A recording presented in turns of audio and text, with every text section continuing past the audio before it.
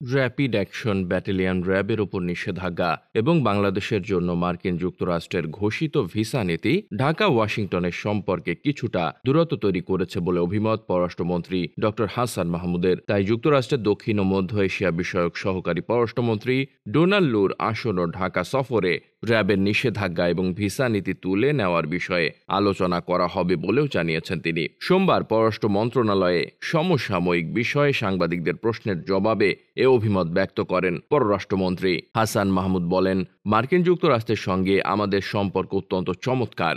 প্রধানমন্ত্রী চতুর্থবার নির্বাচিত হওয়ার পর মার্কিন প্রেসিডেন্ট চিঠি লিখে সম্পর্ক এগিয়ে যাওয়ার বা নতুন উচ্চতায় নেওয়ার অভিপ্রায় ব্যক্ত করেছেন। মার্কিন প্রশাসন থেকে যারাই বাংলাদেশ সফর করুক না কেন, আমাদের সম্পর্ককে এগিয়ে নিয়ে যাওয়ার লক্ষ্যে আমরা কাজ করব একসঙ্গে। সেখানে অর্থনৈতিক সম্পর্ক আছে, আমাদের নানা ক্ষেত্রে সহযোগিতা আছে। র্যাবের নিষেধাজ্ঞা ও ভিসা নীতি নিয়ে যুক্তরাষ্ট্রের সঙ্গে বাংলাদেশের সম্পর্কে অস্বস্তি তৈরি করেছে। লুর সফরে র্যাবের নিষেধাজ্ঞা ও ভিসা নীতি তুলে নেওয়ার বিষয়ে আলোচনা হবে কিনা জানতে চান এক সাংবাদিক। জবাবে পররাষ্ট্রমন্ত্রী বলেন, সেগুলো আমাদের সম্পর্কের ক্ষেত্রে কিছুটা রেখাপাত করেছে তো বটেই, সেগুলো নিয়ে অবশ্যই আমরা আলোচনা করব।